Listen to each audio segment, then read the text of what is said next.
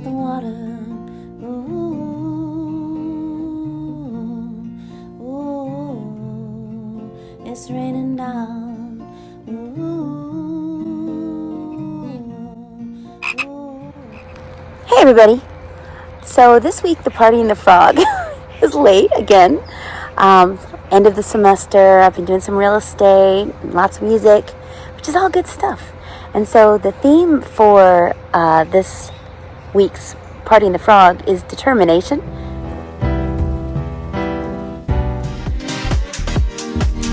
Determination. You know, you just keep going. It's a little crazy. You might need a nap, but it gets done. I'm outside with the dogs, and who knows where they are. I don't know where they are. They're driving me crazy. But anyway, I think you'll enjoy this episode. I mean, it's fitting I'm out with dogs for Paige O'Neill. I cannot believe I forgot to ask her what kind of dog she would be if she were going to be a dog, but I have a feeling she would say a mutt, no doubt, right? Because she's the rescue queen. So I hope you enjoy this episode. Hopefully it's edited well. I ran out of time, and so there might be some things that are missing, or I don't know. I didn't get to watch it. But I hope you enjoy it just the same. I enjoyed my time with Paige, as I always do. And anyway, episode 5. And happy Cinco de Mayo. Don't forget, she's got an event on Cinco de Mayo, so check out the flyer in the podcast. Okay, here we go. We'll be right back after this brief commercial. Cinco de Mayo. Cinco de Mayo. Cinco de Mayo.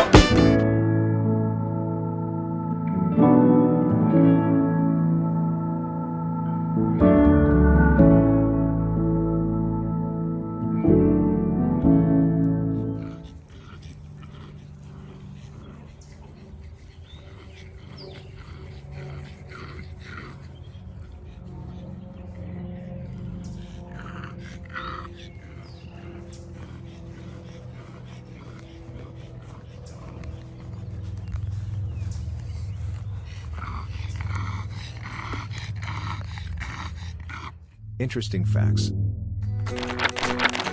Cinco de Mayo in English means the 5th of May. That's the day in 1862 when the Mexican army won a surprising victory over the French at the Battle of Puebla. They were outnumbered nearly 2-1. Many people think Cinco de Mayo celebrates Mexican independence, but that's not actually true. Mexico had been independent from Spain since 1810, but was unable to pay its debts to Europe. France saw an opportunity to move in and claim territory. 6,000 French troops set out to attack Puebla, a small town in eastern Mexico.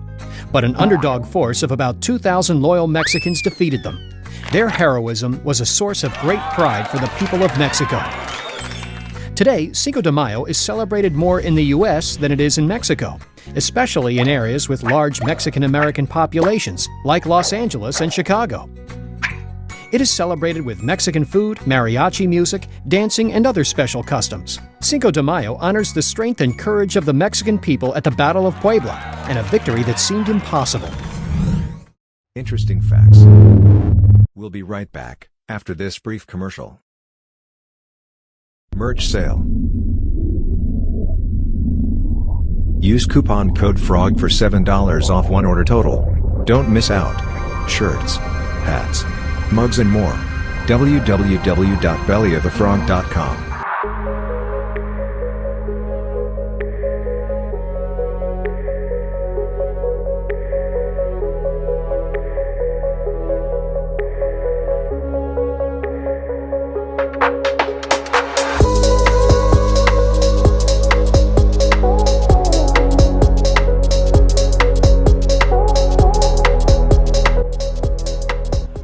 I'm ready. Rock me, baby. All right. So today we have Paige O'Neill, who I've met through some other friends, Adrian and Gary. Thank you very much. Thank you, Adrian. That's right. And because she was doing a big concert called The Shebang, where she invited musicians down from Nashville. I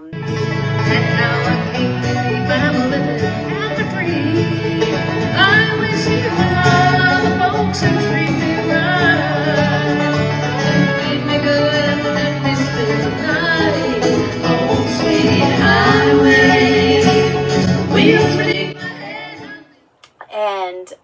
on that, the reason she does that is because of an organization she has called Musical Charities. So we will get into all kinds of fun stuff about what Musical Charities is, and Paige's dog rescue, which, by the way, before we start anything, look at these guys. Please They adopt. I have 4 need dogs that homes. need homes. So if you know anyone who needs an adorable dog, she has quite the handful there.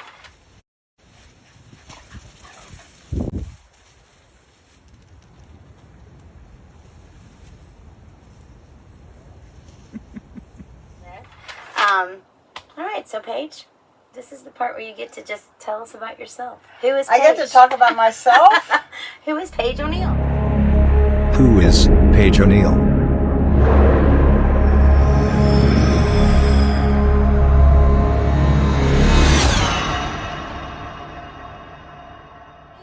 I think we should keep the theme going, and we'll talk about it. I know.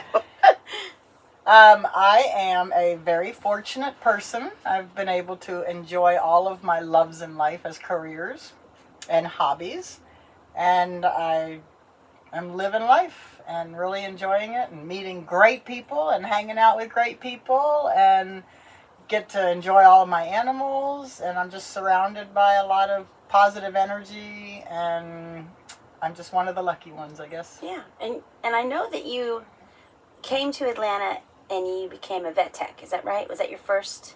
Yeah, I graduated vet tech school From Atlanta or from Florida? from Abraham Baldwin Agricultural College in Tifton, Georgia.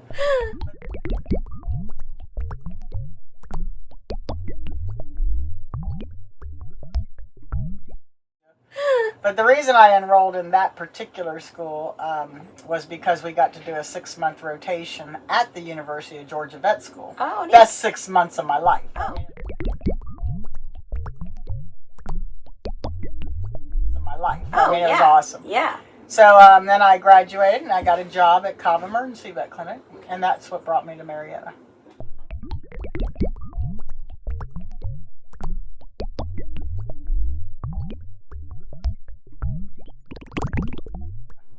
All right.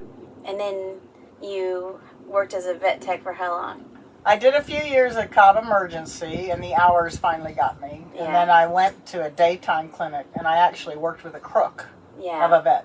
Yeah. So he was very unethical, and I left the business altogether. I only lasted 5 months with him.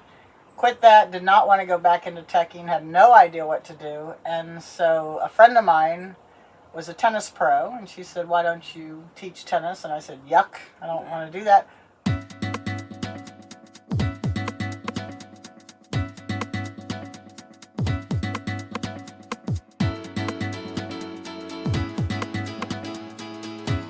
But I had bills to pay, and I had been a tennis player my whole life. And I started to teach at subdivisions, and 35 years later, I retired from tennis teaching. And that was all around Atlanta, Georgia. Cobb. Yeah, mainly mostly Cobb. Cobb. Yeah. But I didn't realize that I moved to the city that had the largest amateur tennis organization Oh, in really? the world, Wow. recreational. Yeah. And every subdivision that had tennis courts, which is most, Yeah. had their own tennis teams. Wow. And there's, women's teams and mixed doubles teams and junior teams and men's teams. Yeah. And I just started teaching and really, really enjoyed it. I became what I call a double strategy coach. Okay. I didn't really work with a lot of youth. Okay. I didn't do tournament play or anything. Right. I just taught a lot of strategies, Okay. and that's what older people that weren't going to change their style of play just wanted to know more strategy. And Yeah. so that's what I became. All right. All right. I loved it. And then were you still doing dog stuff during that time? No, not for a long time. I moved to Decatur. I adopted a dog out of Atlanta Humane, and she didn't have a microchip. So I just happened to notice that DeKalb Humane Society was having a microchip day. So I went out on a Saturday, got my dog microchipped, and they said, "Hey, by the way, in 10 minutes, we're starting our once-a-month volunteer orientation. Why don't you sit in on it?" I'm like, "I would love to." So a year later, I was the director of the place.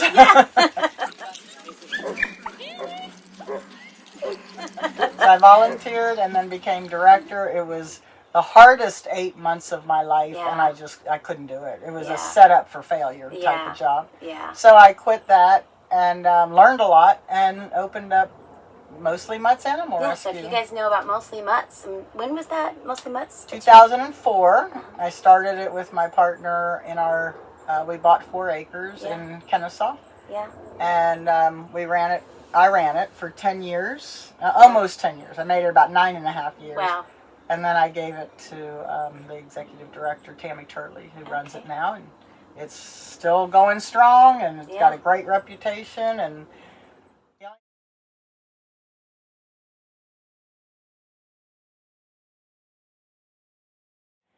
the only thing we have to do is encourage people to adopt. I mean, you know, I know doodles are wonderful, and pugs are wonderful, and but you can get all those dogs in adoption. There's a lot of pug rescues. It's not easy, but I'm happy to help. And I'm retired from rescue, but once a rescuer, always a rescuer. These 4 dogs right here, 3 of the 4, families got and couldn't train them, and they're a little bit more difficult dogs. Really cute dogs. Yeah. Show them to you again. More difficult dogs. Yeah. The little black one right there, she was found at 8 weeks old, dumped behind a Walmart. Aww. But so cool. They all come with a free dog training class. That's right, because I'm also a dog trainer. Your dog trainer also has a boarding facility at her home, so it's a great place if you need boarding as well. I had a retail facility in Ackworth called Dog Lovers, and it did very well. And my plan was sign a 3-year lease and sell it. Yeah. And I did. And I couldn't get away from the people that wanted me to board, so I set up a little. Now I live in Douglasville. Yeah, on a great property that's a music venue in and of itself, kind of.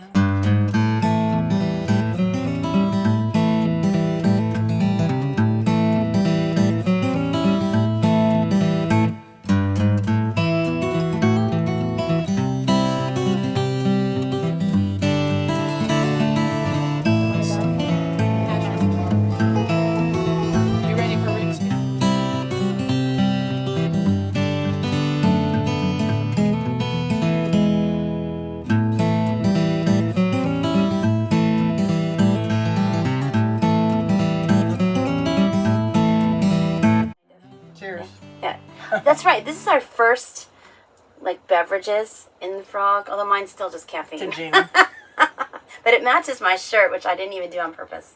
It's kind of weird. It matches you too. Yeah, yours matches. It's the same colors. Interesting.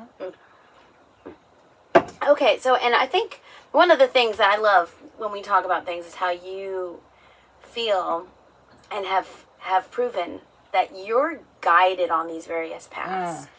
Like the dog orientation thing, everything that kind of happens. And currently, Musical Charities is your main organization, I would say. You want to tell us about that?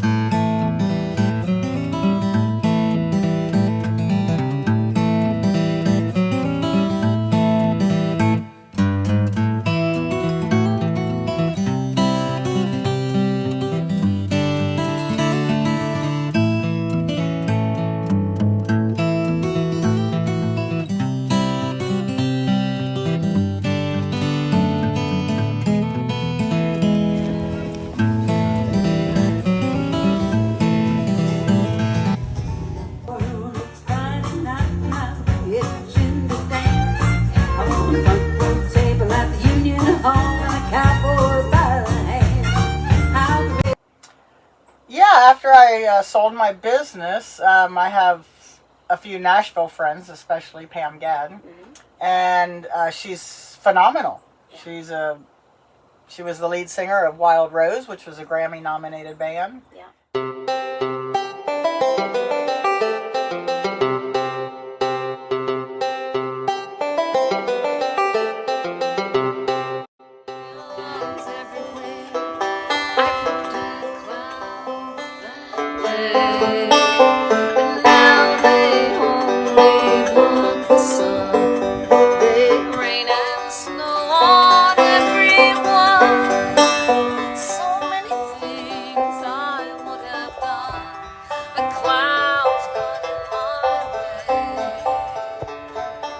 and she has such an incredible music history.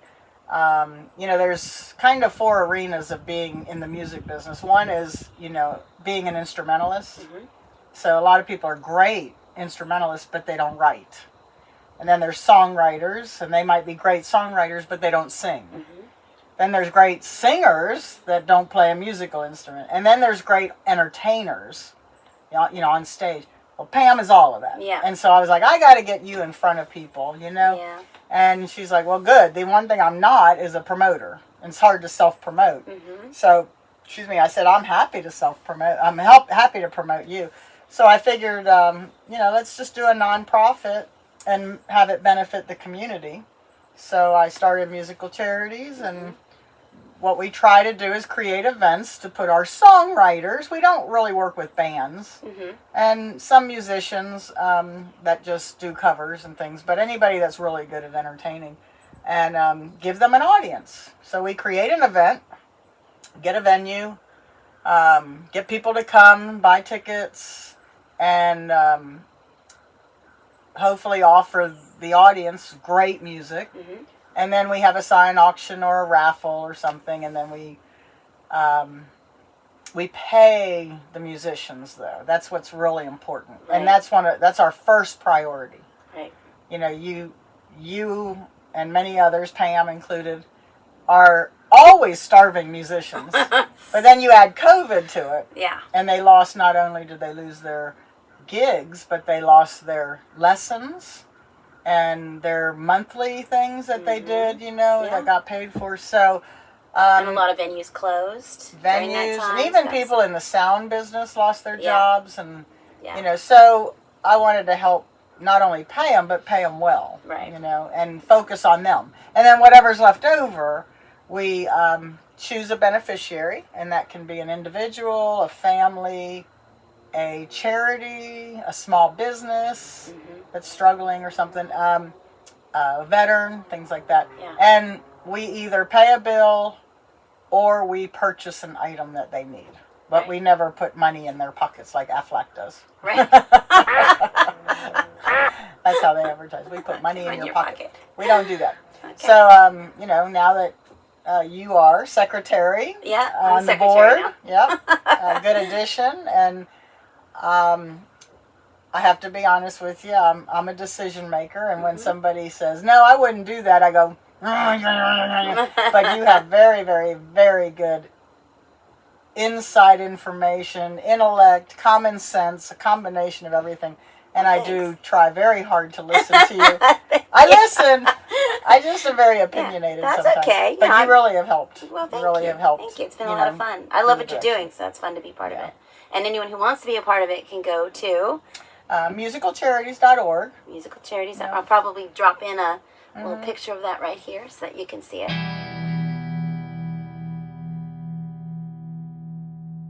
So that you can see it and find it. And there's always events. There's always ways to help. We try and do, how many events a year would you say?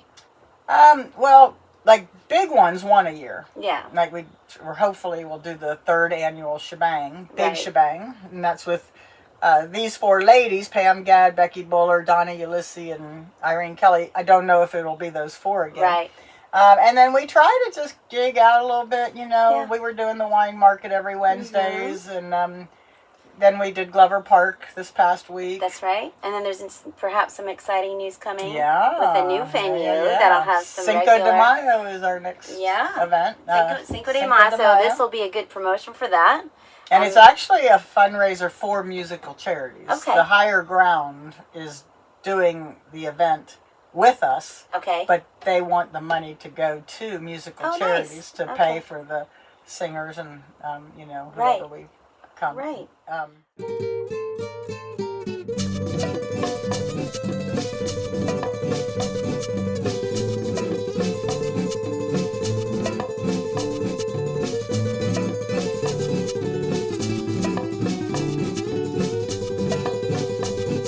Whoever plays, and Well, because oftentimes you'll get someone who will say, can someone help me pay this medical bill?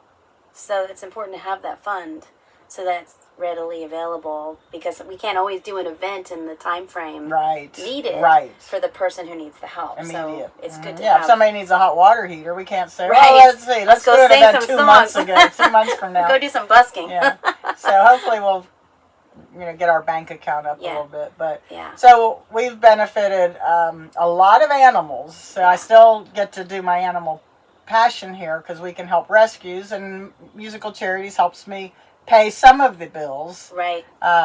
for these rescues, so I can get them updated on vaccines and spay neuter them and Various heartworm surgeries preventative and they lots might of food need. and treats and When they eat things they shouldn't. yeah, poor Ariel had a emergency surgery for eating a alien Halloween toy. Oh, God. And we've paid a lady that was just getting out of the sex trafficking life. Yeah. We paid a car note for her. Oh, wow. We paid for single moms that are, they're doing great. These are hardworking people. They're doing great, and we just want to help them. That's all. Yeah.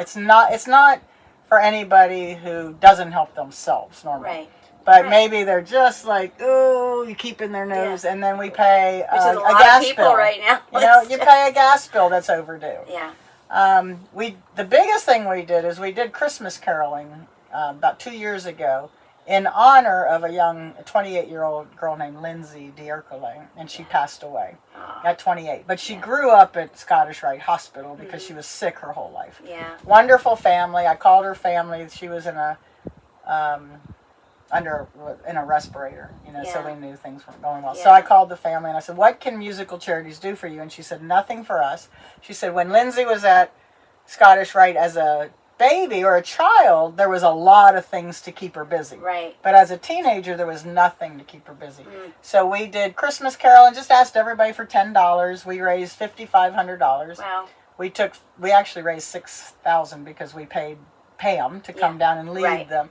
And then we bought $5,500 worth of drums and ukuleles. The drums, you plug into your ear. Yeah. The keyboards and lots of art supplies. And we actually took Lindsay's nurse shopping. And we said, here's nice. $3,000 Yeah. at the school box. And I Yeah. know the owners of the school box. So it's a win-win-win. Right. And we said, you got $3,000 of retail therapy, she called Yeah. it. That's awesome. Yeah, so that made us real proud, and they loved it. Yeah, and that's why you give things and not just money, because you can actually see where it goes. And, Yes, and it's very legitimate. If you give us $20, you know that $20 is going back to into something. the community. Yeah. That's awesome. Now, you're also, in addition to supporting other songwriters, you're a songwriter with new music out yourself.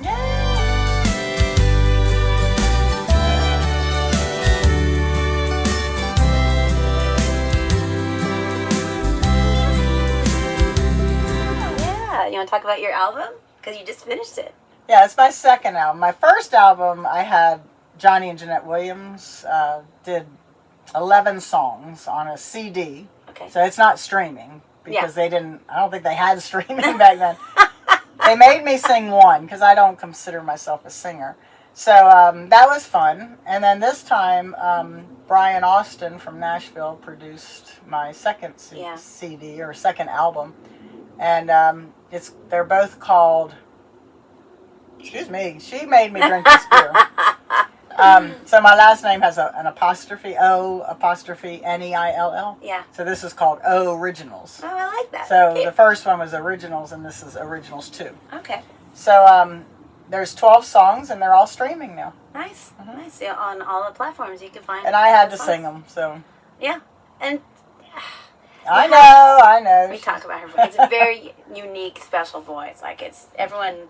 I heard someone say recently that a lot of people don't like the way they sound on recordings because they don't think they sound that way. But your voice, like the way it sounds, is how everyone hears it. That's what I'm afraid of. But we all like it. So even if you don't, we do. Thank you. You're welcome. You're welcome. Do you have a favorite song that you've written? Yeah. Oh. Probably my favorite songs are not the ones out there, they're just more Okay. personal songs. Okay, yeah. I think I've written some good songs. See, I consider myself a songwriter more than a singer or instrumentalist. Okay. Like I said, those four Yeah. things, I just consider myself a songwriter. But the ones that came out good, I think, on the streaming ones, is I think I Would Leave Me Too. I That's like a that cute one. song. And I don't blame you, 'cause you gotta do what you gotta do. And if you wanna know the truth, I would leave me too.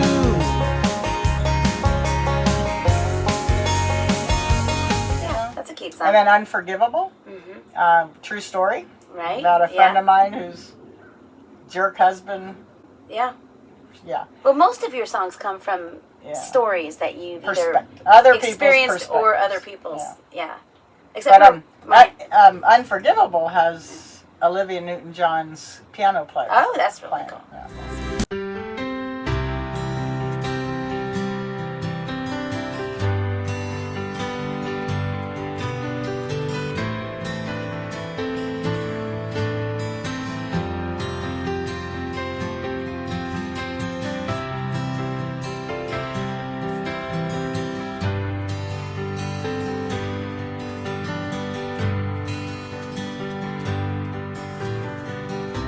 I wanna trust you, but I don't. God forgive you, but I won't. You not only hurt just me, but you broke our family. Yeah, I have to say that I've lived a beautiful life. I had wonderful parents. I Yeah. had, a nice home. So there's not a whole lot of stories in that. It is the pain Yeah. that brings a lot of the songs. Yeah, I know. So I don't really write about myself. But most of my songs, if you listen to my first CD especially, you come up to me and go, Paige, are you okay? Do you need to talk? But I like to write about issues. Buzzing here. I like to write about issues such as child abuse. So I have a song that I wrote for Safe Path Children's Advocacy Center, and their logo is a window with birds and sunflowers Yeah. and the sun and all this Yeah. good stuff, and it's called The Window of Hope. Okay. So I wrote a song called Window of Hope. Oh, that's really And nice. but it's about child abuse, Yeah. and then domestic violence, Yeah. and Oh, no wonder they were worried about you. yeah, I know, and bad dad songs. I had a great dad, so but a friend of mine, didn't have a great dad, and she asked if I could write a song, so Yeah. I wrote "The Love You Never Had," and that's Yeah. streaming.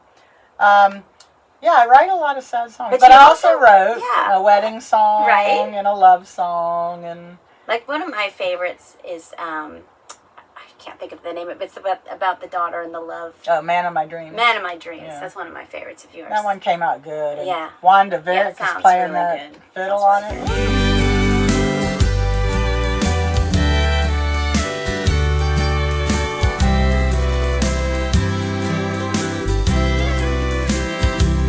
I won't judge by his hair or the clothes that he wears, as long as his heart is a good one. He makes your dreams all come true, brings the best out in you, and loves you half as much as I do. When the man of your dreams comes to sweep you away, I hope you will know what to do and to say. When life knocks you down and you hit the ground, if he's there to pull you through, he's the man of my dreams for you. If he's Yeah. She killed it. Do you want to tell what the song's about? It's a Yeah, good little again, song. true story. I was Yeah. at my boarding facility, and this lady walks in with a German Shepherd, and this lady's like all freaked out. just like a German Shepherd. And I said, what is wrong with you, girl? And she said, oh my God, I just had the dating talk with my 12 and 14-year-old daughters, and I'm just stressed out about them entering the dating scene. I think because of her past, when she was dating, she wasn't a goody-goody. So she just kept talking and talking and talking and talking, and I said, girl, you need to write a song about this. And she goes, no, you need to write a song about it. So I wrote about man of my dreams, and it's not about the daughter's man of their dreams. It's about a parent's man of their dreams for their daughters. And that's what it came That's out why I to. love it so much. Yeah, It's so good. because you have a daughter. I have a daughter. You know? She's so cute. And she has a wonderful boyfriend. So. Yeah. Somebody said, listened to it yesterday, day before yesterday, and they said, we're playing that on the first dance. Oh, I love it. My daughter's I can wedding. see that. It's a perfect song. That song. was sweet.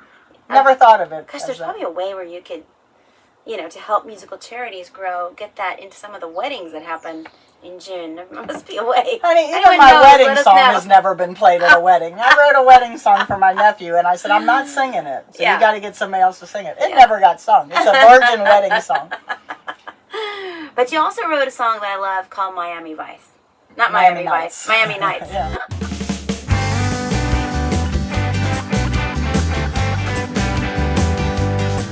I was walking down the street one day. Somebody stopped me along the way. They said, hey there, don't I know you? I said, you must be mistaken, I'm new to town, and I don't know anyone around, but there's something familiar.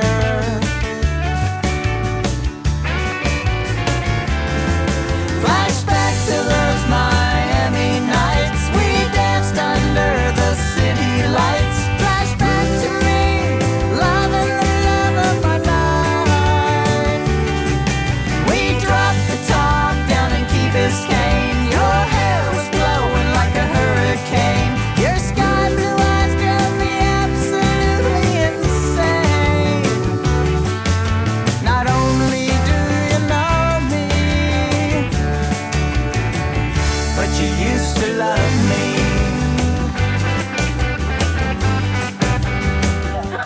I'm from Miami. I'm thinking the show. Yeah. I'm from Miami. I was born there, lived there.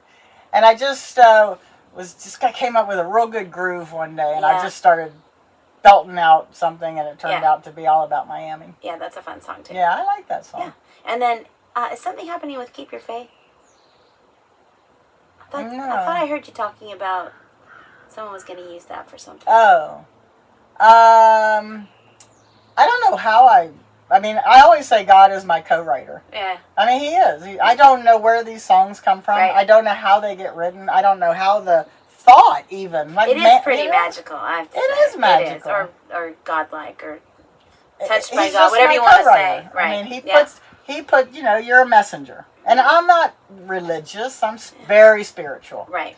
But I don't go to church and all that stuff. But God just keeps putting this stuff inside of me. And,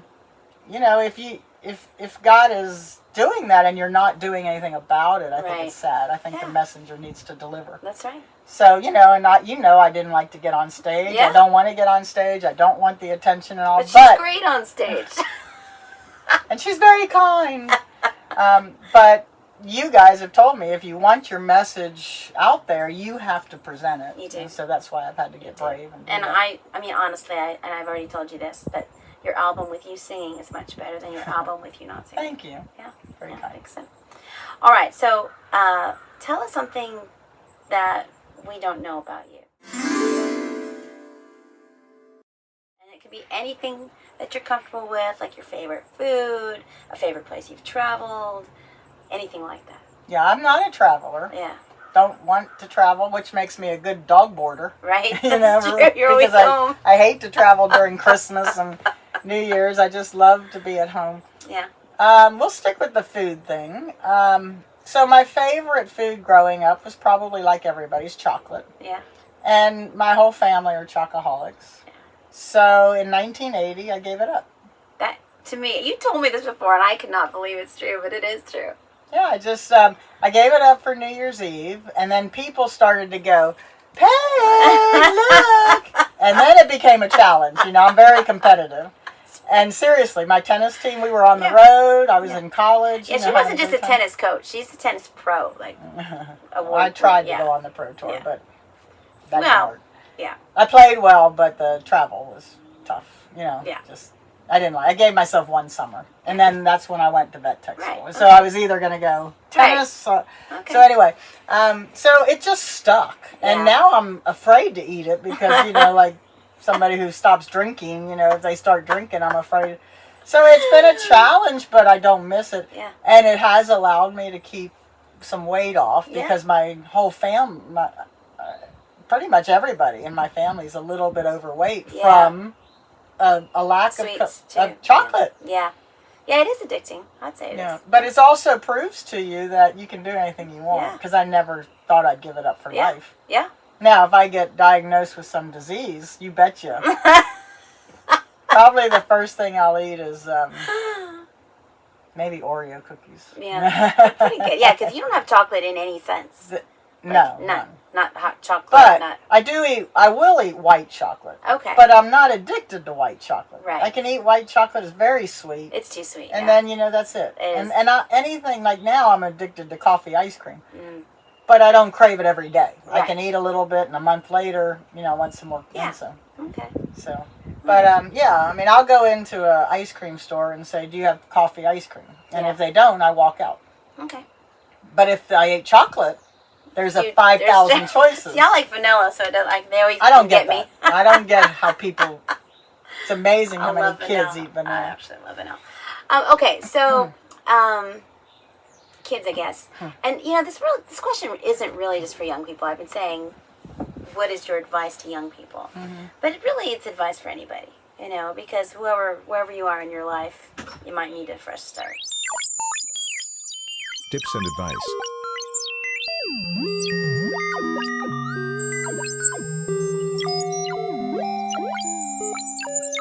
What's the door? It's a little windy. So give advice? Yeah. What advice do you have for people like who one are thing- struggling or young or whatever? Yeah.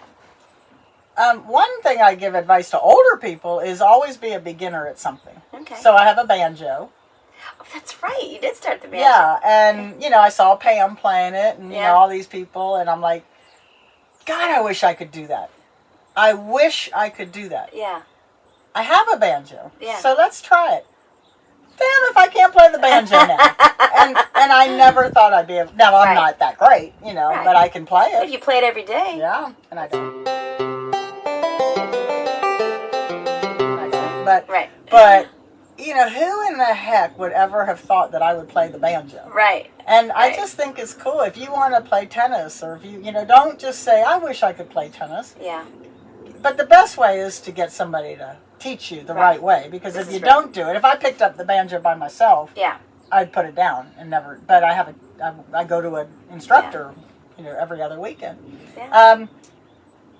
I would say ask for help, you know, Yeah. like, you know, I've always wanted to be on a workout program, Mm-hmm. and this lazy ass will not, and I don't care how much therapy I've had about, you can do it, you know, I had to hire a personal trainer, and Yeah. now I have to be there, and for Yeah.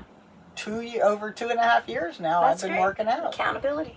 It's That's- accountability. It does make isn't it? sense. Makes a difference. So, if I can remember my quote that I love so much by Ronald Reagan is, and I'm not going to be able to remember it, it's something about there's a difference between making a living and making a life. Interesting. Yeah. What you get is what you have in life. Making a living is what you get, but making a life is what you give. All right. And that's and nice. that was on a little coffee mug on my Yeah. mom's. Well, because you have a connection to Ronald Reagan. Yeah. Do you want to talk about that at all? Just my mom. We met him. Yeah. My mother and dad were very political. Breaking news. Politic and economy. No politics. Only humor. Reagan people, even Yeah. before when he was a governor, even Yeah. before everybody knew Reagan. Yeah. And yeah, we met him down in Florida. I was this big. Yeah. And to me, he's one of the greatest men in all, because he united people, Right. and I love that. Yeah.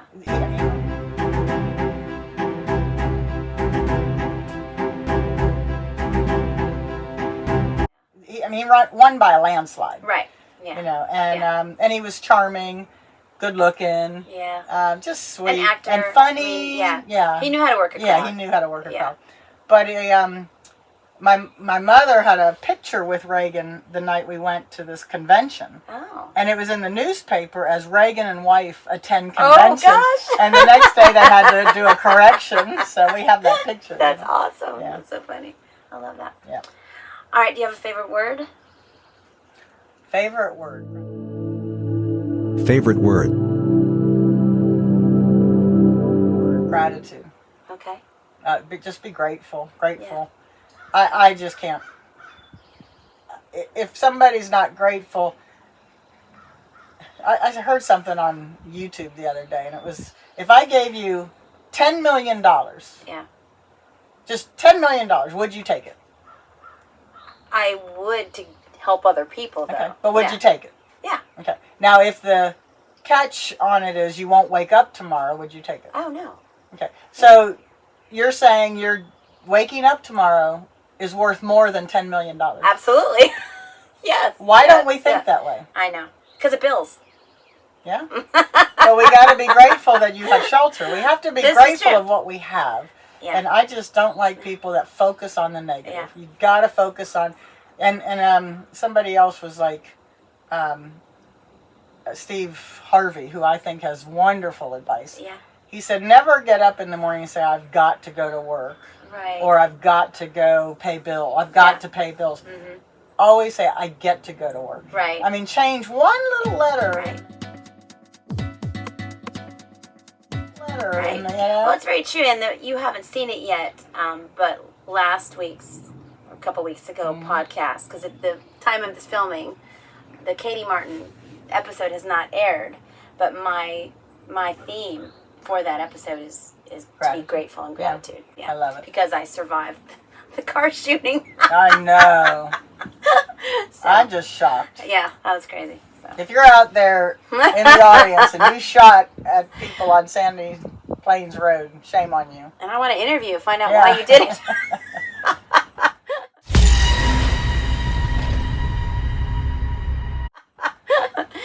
All right. Well, you know what time it is for what question it is. Is it the lick question? It's the lick question.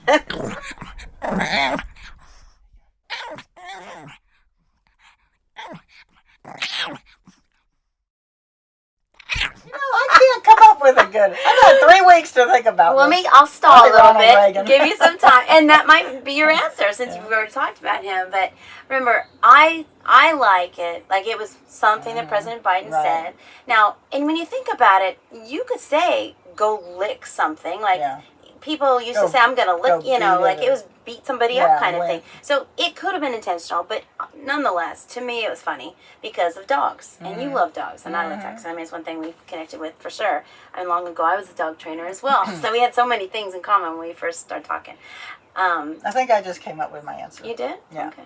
Do you know who Wilma Rudolph is? Yeah, yeah.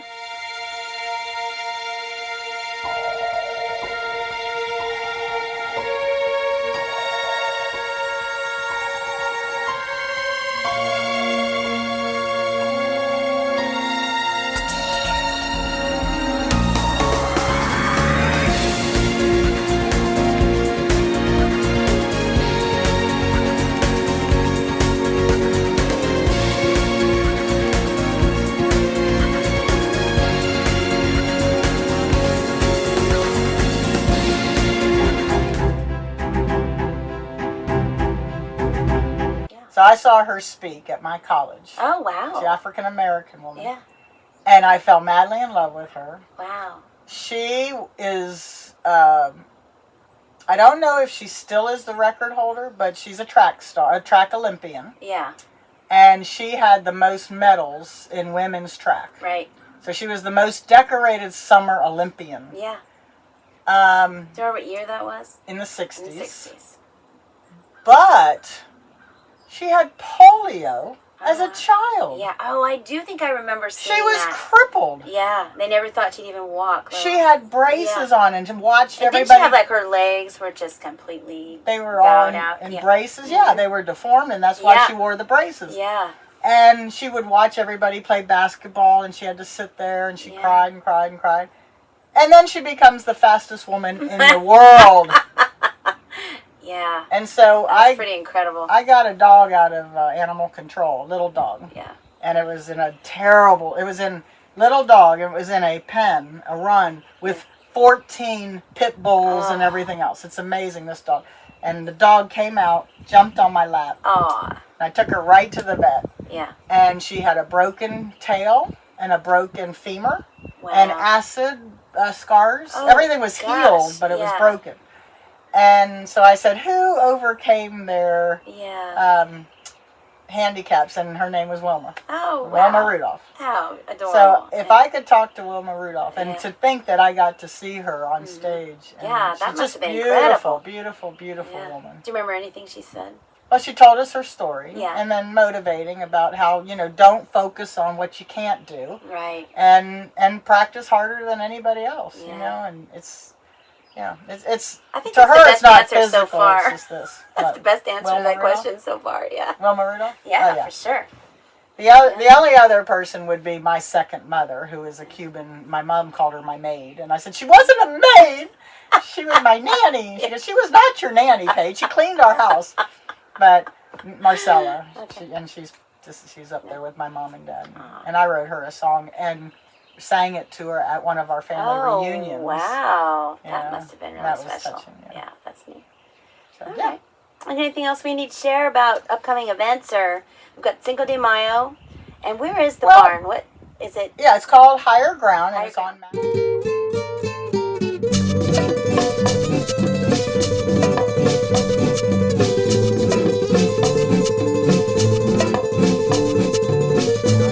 Macklin Road, and it's a big red barn red color. Yeah. And it's actually a Presbyterian church, but we're not using it as a church. And it looks, they call it a bar with no booze, because it's a perfect venue. Okay. It's got a stage and beautiful cushiony seat, 130 seats. Oh, wow. And high top tables and a big soundboard and sound system. Fantastic. And you can roll up the garage doors and have it indoor outdoor. Okay. It's absolutely And they're doing beautiful. barbecue? If you remember? Cinco de Mayo barbecue tacos. Barbecue tacos. Yeah, and we'll have some virgin lime drinks, since you like lime so much. I do. Yeah. But what we're really looking for is really, if anybody out there if anybody has a family or a charity or something they want to support, we can have a Musical Charities event, and you get to pick the beneficiary.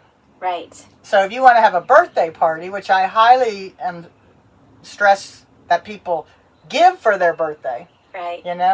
And have a birthday party and say no gifts, but we're doing donations for, and you pick the beneficiary, and then we'll bring out some songwriters, and that is something I really want to promote. We did one of those together. We did a 70th birthday party, and the lady said that was so much better than I thought it was going to be.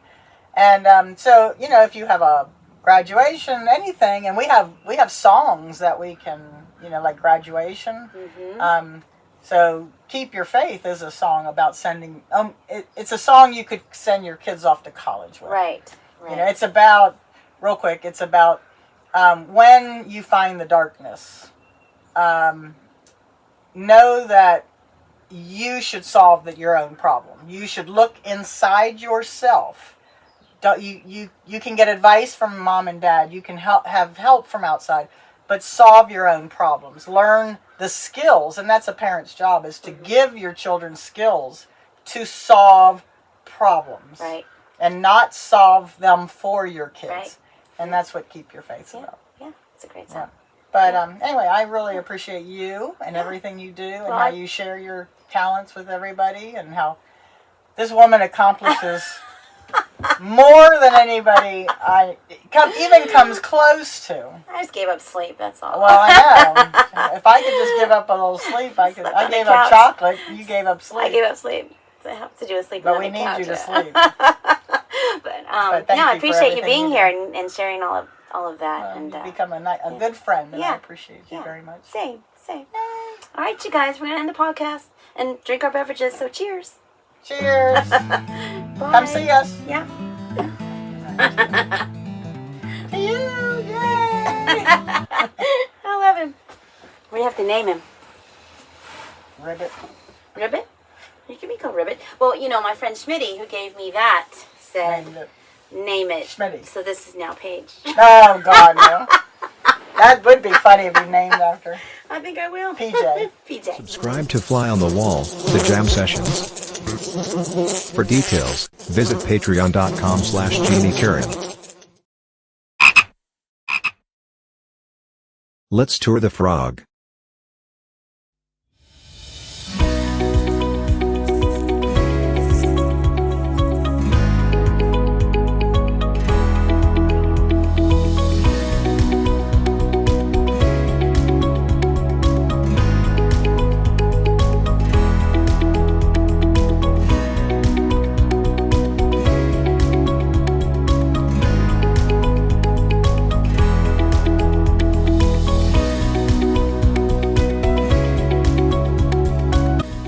Subscribe if you can so that you don't miss an episode, and really enjoy your week.